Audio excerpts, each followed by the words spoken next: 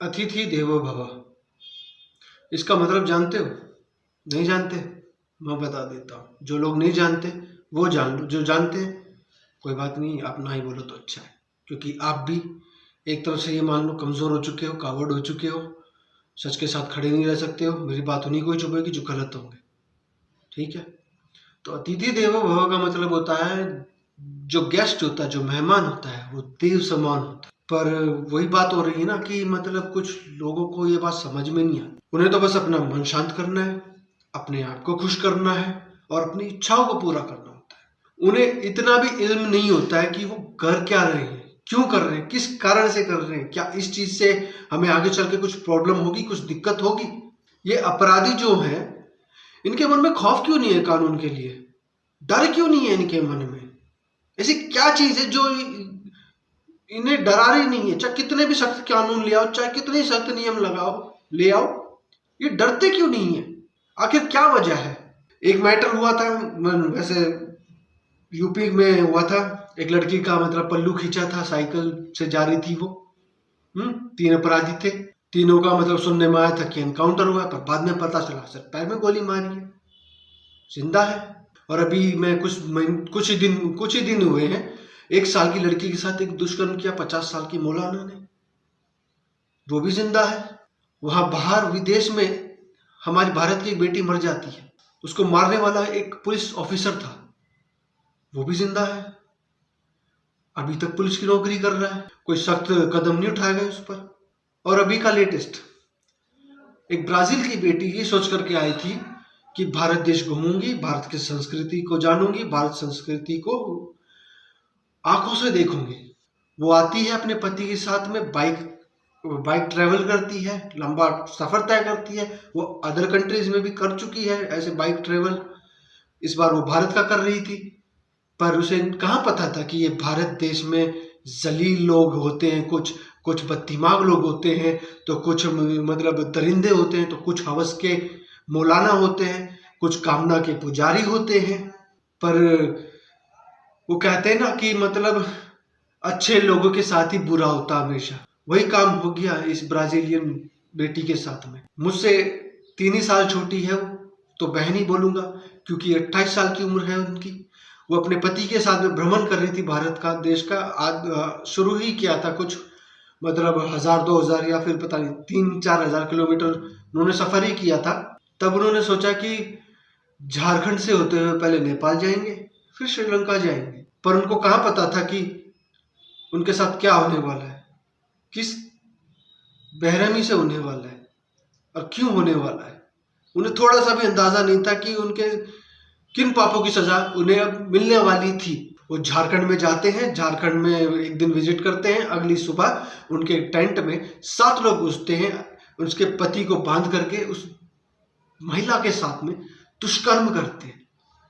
7 के 7 1 बाय 1 उनको मारा भी जाता है और उनको प्रताड़ित भी करा जाता है, धमकाया भी जाता है, डराया भी जाता है, और उनके कुछ लूटपाट करके भाग जाते हैं। लड़की को लग रहा था कि वो मर जाएगी, पर वो कहते ना कि जब ऊपर वाला साथ हो तो बड़े से बड़ा तीसमार खान भी कुछ नहीं कर सकता। लड़की होश में आती है, उठती है, पहले तो पुलिस स्टेशन में जाती है नजदीकी, अपनी आप बीती बताती है, पुलिस तुरंत एक्शन में आती है। और फिर जो वो लड़की होती है, फर्नांडा नाम है उनका, वैसे बाय द वे मैं बता दूं आपको, तो वो सोशल मीडिया पे अपना जो आप बीती है वो शेयर करती है कि उनके साथ क्या हुआ, किस कारण से हुआ, कितने लोग थे, किस हिसाब से उनका मतलब साथ गलत काम हुआ, और उन्हें मारा पीटा गया।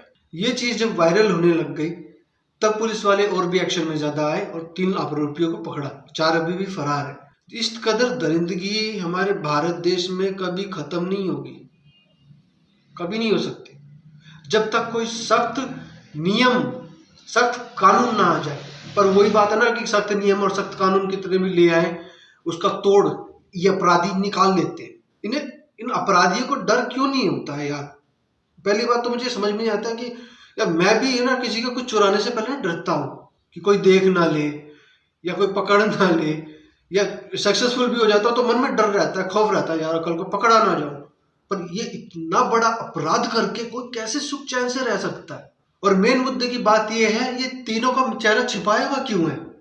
दिखाते क्यों नहीं है जनता को? चंपई सोरेन जी दिखाओ जनता को कि वो 3 अपराधी, 3 घिनौने लोग कैसे दिखते हैं, किस हिसाब से दिखते हैं, ताकि उनके परिजनों को, उनके दोस्तों को, उनके घर परिवार को पता चल सके कि किस किस्म के लोग थे ये हैं। ये अभी 4 और पकड़ में आएंगे। तो मेरी चंपई सोरेन से दरख्वास्त है, वैसे इनका पार्टी अलग है, सरकार चाहे कोई भी हो यार, नियम कानून सख्त होनी चाहिए। पर वही बात है ना कि जहां नियम कानून सख्त नहीं होते वहां पर ऐसे अपराध होने के 99% चांस होते हैं।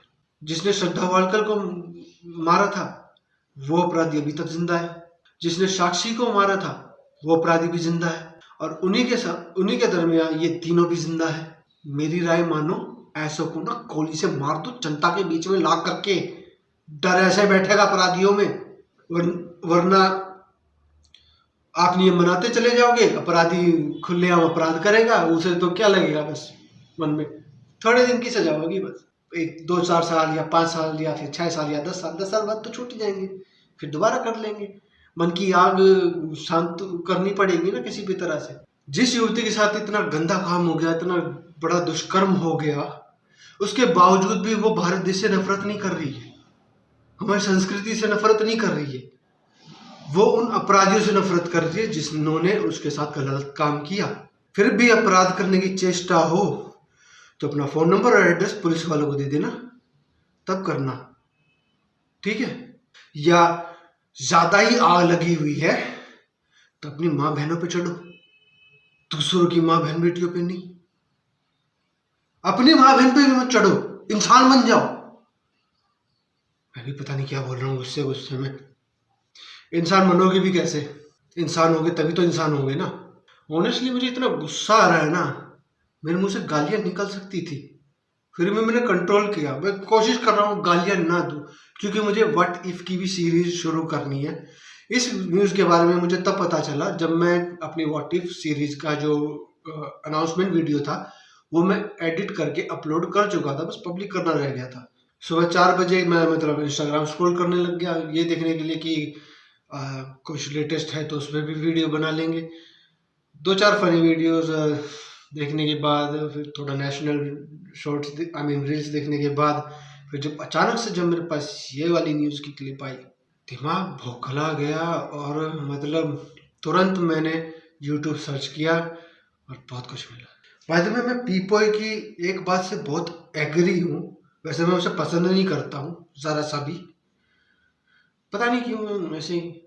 उसके साथ जो हुआ ये सोच के तो वो बिल्कुल भारत नहीं आई थी। हाँ, शायद उसे सोचा होगा कि देखूं मैं क्यों भारत के गांधी इतने पॉपुलर हैं, क्यों भारत की संस्कृति की इतनी महत्वता है, कैसे भारत के बड़े बड़े महा एपिक्स रामायण और महाभारत के किस्से कोनों कोनों में दुनिया के फैले हुए हैं, कैसे गीता के उपदेशों से आज पूरी दुनिया कुछ ना कुछ सीख रही है, कैसे यहाँ का योगा, प्राणायाम, यहाँ की जड़ी बूटियां और यहाँ का आयुर्वेद हर साइंटिफिक स्टडी और रिसर्च का पार्ट बन गया है। वो ये सोच के आई होगी कैसे इतनी सारे धर्म, इतनी सारी भाषाएं, इतने सारे डाइवर्सिटी के साथ भी ये कंट्री जो दुनिया की सबसे ज्यादा पॉपुलेटेड कंट्री है, वहां तब भी एक सिस्टम और ऑर्डर कैसे है, ये इतनी बड़ी डेमोक्रेसी कैसे है, ये सोच के वो आई होगी। पर ये सोच के तो नहीं आई होगी जब वो अपने टेंट में सो रही हो तो सुबह तड़के कोई उसके टेंट में घुसेगा और बारी बारी 1 नहीं 2 नहीं 3 नहीं 4 नहीं 5 नहीं 6 नहीं 7 लोग उसका करें। पर उनकी बात से मैं 100% एग्री करता हूँ। डिस्क्रिप्शन में लिंक है, जाकर के देख लेना अगर इंसान हो तो।